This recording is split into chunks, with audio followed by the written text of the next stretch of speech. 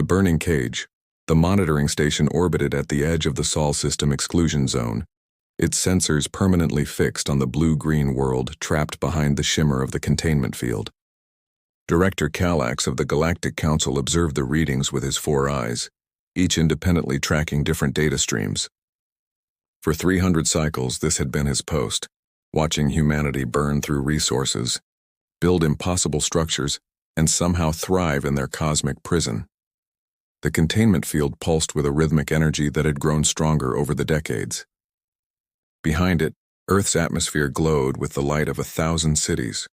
Orbital platforms circled like metal predators, and ships, so many ships, moved between the planet and its moon in endless patterns. The humans had not given up. They never gave up. That was precisely why they were locked away. Calax remembered the reports from before his time, when humanity had first encountered the Zanari collective.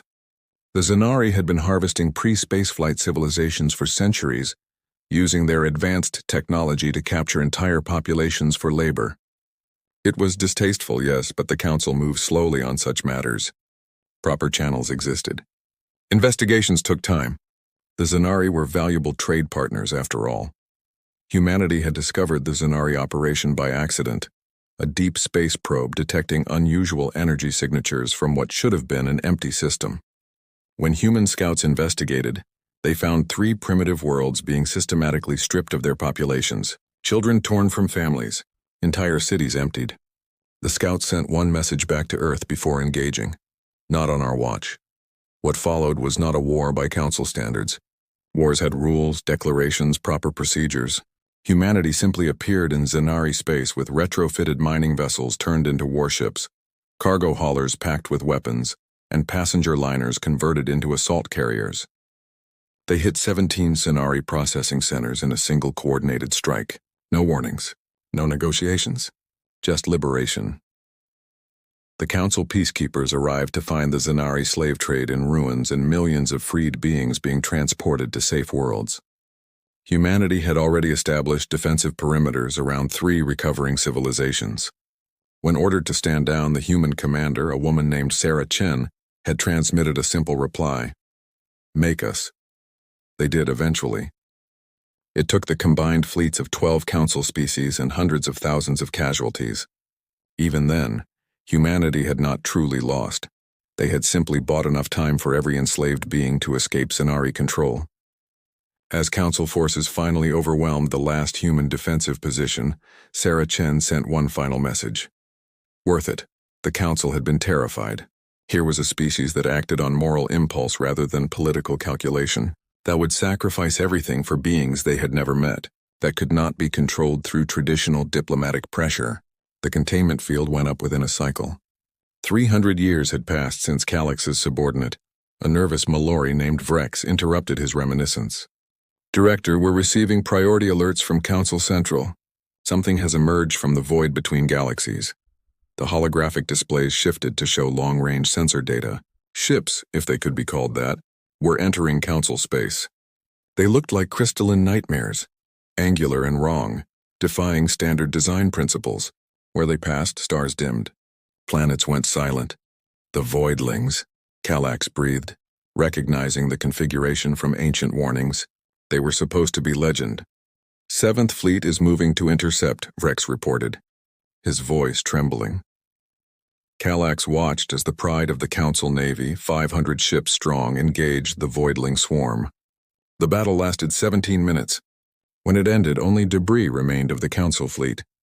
The voidlings had not slowed down. Inside the containment field, Admiral Marcus Rodriguez stood on the bridge of the UNS Defiance, one of humanity's newest warships. They had been monitoring Council communications for centuries despite the isolation. Every human above the age of 5 knew about the barrier, knew why they were trapped, knew the galaxy considered them too dangerous to be free. "Admiral, we're detecting massive gravitational distortions beyond the barrier," his tactical officer, Lieutenant Commander Kim, reported. "Something big is happening out there." Marcus pulled up the data on his personal display. For 300 years, humanity had not been idle. They had studied every wavelength that passed through the barrier, analyzed every piece of Council technology they could scan, and improved upon it all. Where the Council built ships for peace, humanity built for survival. Where the Council favored negotiation, humanity prepared for the unthinkable. Are those what I think they are? Kim asked, highlighting the sensor anomalies. Voidlings, Marcus confirmed. My great-grandmother's journal mentioned them. The Council's oldest nightmare. Beings from between galaxies that consume everything in their path. They're heading for Council core worlds, Kim noted. At their current pace, they'll reach the barrier in 6 days. Marcus was quiet for a moment. And then Earth. On the monitoring station, Calyx watched in horror as another Council fleet fell to the Voidlings. The beings adapted to every tactic, absorbed energy weapons, and seemed to grow stronger with each ship they destroyed. Traditional Council doctrine, maintain distance, negotiate when possible, retreat when necessary, was useless against an enemy that did not communicate, did not negotiate, and never stopped advancing. Director, Vreck said quietly, at current rate of advance, the Voidlings will reach Council Prime in 15 cycles. And Earth? Calyx asked, though he already knew the answer. 6 cycles, Director. The barrier won't stop them. It was designed to keep ships in, not to defend against external assault. Calyx turned all 4 eyes toward the contained Earth. For 300 years, the Council had feared humanity's violent nature, their unpredictability, their refusal to follow proper procedures. Now faced with annihilation, those very traits seemed less like flaws and more like necessities. Inside Haven City, Earth's largest orbital platform, Commander Elena Vasquez addressed the assembled pilots. They were young, most born after the containment, trained in simulators for battles they might never fight. But their eyes held the same fire that had driven their ancestors to challenge the entire Galactic Council for the freedom of strangers. You've all seen the data, Elena said. The Voidlings are real, they're coming, and the Council can't stop them. When they break through the barrier, and they will break through, we need to be ready. Why should we fight? A young pilot named Jason asked. The Council locked us away. Let them burn. Elena understood his anger. They all carried it, passed down through generations like a bitter inheritance. Because, she said, when the Voidlings finish with the Council, they'll come for Earth, and because we're human. When we see others suffering, even those who wronged us, we act. That's what makes us dangerous. That's what makes us magnificent. The pilot straightened, understanding dawning in their eyes. This was not about revenge or forgiveness. This was about survival, not just humanity's, but the galaxy's. Calyx made a decision that would define the next 1,000 years of galactic history. Opening a channel that had been sealed for 3 centuries, he sent a simple message through the barrier to Earth. We need to talk. On the bridge of the Defiance, Marcus read the message twice. Around him, his crew waited in tense silence. 300 years of silence, and now the Council wanted to talk. Not to apologize, not to make amends, but because they needed humanity's help. Sir, Kim prompted. Marcus thought of all the generations who had lived and died in this cage, all the children who had looked at the stars through a prison wall, all the potential wasted, because the Council feared what humanity might become. Then he thought of the billions of innocent lives about to be consumed by the Voidlings, beings who had no part in humanity's imprisonment. Open a channel, he ordered. Let's hear what they have to say. As the first communication in 3 centuries passed between humanity and the Galactic Council, the Voidlings continued their inexorable advance. Soon, very soon, the galaxy would learn what happened when humanity's cage was opened. The question was whether anyone would survive the lesson. Humanity Unleashed Director Calyx materialized in the holographic conference room, his image flickering slightly from the barrier's interference. Across from him sat Admiral Marcus Rodriguez, flanked by Commander Elena Vasquez and Earth's President David Okafor. The tension was palpable. 3 centuries of resentment meeting desperate necessity. Admiral Rodriguez, Calyx began, his 4 eyes unable to maintain steady contact with the humans too. The Galactic Council recognizes that our past actions— Stop, Marcus interrupted. We don't have time for diplomatic dancing. You locked us away for 300 years because we saved enslaved species without your permission. Now you're losing a war and want our help. Is that accurate? Calyx's feathers, a sign of his Altarian heritage, flattened against his skull. Yes. The barrier comes down completely, President Okafor stated. Not temporarily, not partially. Gone forever. The Council will never— Then the Council dies, Elena interjected. We've monitored your battles. Your fleet's last minutes against the Voidlings. You fight like you're still dealing with trade disputes and border negotiations. The Voidlings fight to consume everything. Calax processed this for a moment. You've been watching us? Marcus smiled grimly. 300 years is a long time to study an enemy, Director. We know your tactics, your ship specifications, your weaknesses. We also know the Voidlings will reach Earth in 4 days. When they do, we'll fight. The question is whether we fight alone or if the galaxy fights with us. What would you need? Calax asked, his practical mind overriding centuries of protocol. Nothing, Marcus replied. We've been preparing for something like this since the day you caged us.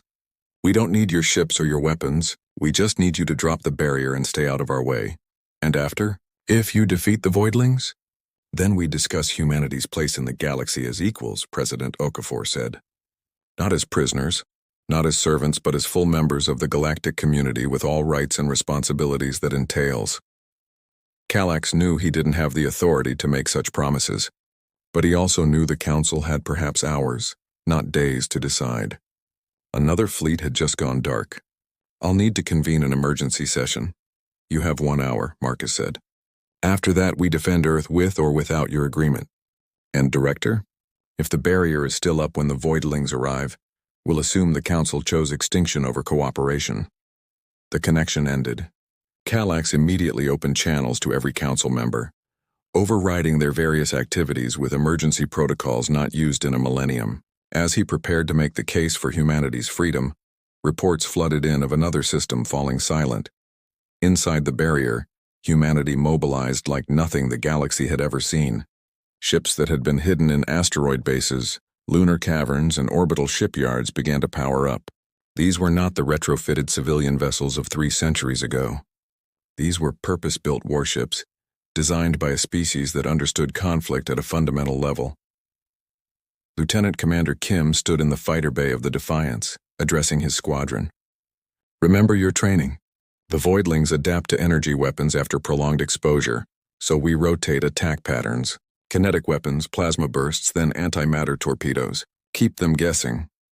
Young Jason, the pilot who had questioned fighting for the Council, checked his fighter's systems one more time. Sir, how do we know this will work? We don't, Kim admitted. But humanity has always been good at impossible odds. Our ancestors fought the Council's combined fleets with mining ships and won long enough to save millions. We've had 3 centuries to get better at it.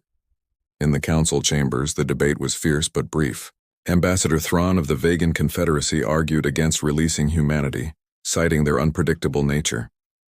Ambassador Zinn of the Proxima Alliance countered with a simple question. Would you rather face extinction predictably or survival unpredictably? The vote was closer than Calax hoped, but decisive enough. 18 species voted to lower the barrier. 7 voted against. 3 abstained. The motion passes, Calax announced. May the ancestors forgive us. The containment field that had surrounded Earth for 300 years began to dissipate. Energy readings spiked across the solar system as humanity's true defensive network revealed itself. Orbital platforms bristled with weapons. Asteroid bases launched fighter wings. Mars colonies' shipyards opened doors that had been sealed for centuries, revealing a fleet that defied Council understanding. Where Council ships were elegant, designed for efficiency and longevity, human vessels were brutal in their simplicity. Thick armor plating, redundant systems, weapons that favored destructive power over precision. They were ships built by a species that understood a fundamental truth. In a fight for survival, elegance was a luxury. Admiral Marcus Rodriguez stood on the bridge of the Defiance as the barrier finally fell completely. All ships, this is Admiral Rodriguez. The cage is open. I repeat, the cage is open. Form up on your designated positions. The Voidlings arrive in 72 hours. Sir, his communications officer interrupted. We're receiving a transmission from the Council Survivor Fleet. Commander Sarath of the Altarian Navy is requesting permission to join our defensive line. Marcus raised an eyebrow. Sarath had been one of the few Council officers to question humanity's imprisonment publicly. Grant him clearance. Have him coordinate with Commander Vasquez. As humanity's fleet emerged from the solar system for the first time in 3 centuries, the galaxy watched in awe and terror. The Council had imprisoned 8 billion humans. In 300 years, that population had grown to 30 billion across Earth, Mars, and the outer colonies. And every single human had grown up knowing they were considered too dangerous to be free. Now they were free, and they were angry. But more importantly, they were determined. The Voidlings had made a critical error. They had threatened Earth. The first engagement came at the edge of what had been the containment zone. A Voidling scout cluster, 50 ships strong, encountered humanity's forward defensive line. Council doctrine would have called for careful probing, testing enemy capabilities while minimizing losses. Humanity's approach was different. Commander Elena Vasquez led the assault personally, her fighter wing following her into the heart of the Voidling formation. Remember, they adapt, but they need time. Don't give them time. Hit hard, hit fast, keep moving. The battle was unlike anything the observing Council forces had seen. Human fighters didn't maintain safe distances. They closed to point-blank range, unleashed everything they had, then moved to new positions before the Voidlings could adapt. Larger human ships used themselves as battering rams, their reinforced hulls smashing through Voidling vessels while point defense systems fired continuously. In 17 minutes, the Voidling scout cluster was debris. Humanity had lost 12 fighters and 1 corvette. By Council standards, the losses were unacceptable. By human standards, it was a resounding victory. "Sir," Kim reported to Admiral Rodriguez, "the Voidlings are accelerating. Main fleet will arrive in 36 hours. "Then we have work to do," Marcus replied. "Signal all ships. Operation Prometheus is authorized." Across human space, weapons platforms that had been disguised as civilian stations revealed their true nature. Mining operations on asteroids turned out to be massive kinetic weapons. The space elevator that connected Earth to orbit was actually a gigantic railgun capable of launching projectiles at significant fractions of light speed. But the real surprise was what humanity had done with the barrier technology itself. For 3 centuries, they had studied every aspect of their prison. They had learned how to manipulate gravitational fields, how to create pockets of folded space, how to turn the very technology that had trapped them into a weapon. When the Voidling main fleet arrived, they found humanity ready. Not just ready to fight, but ready to win.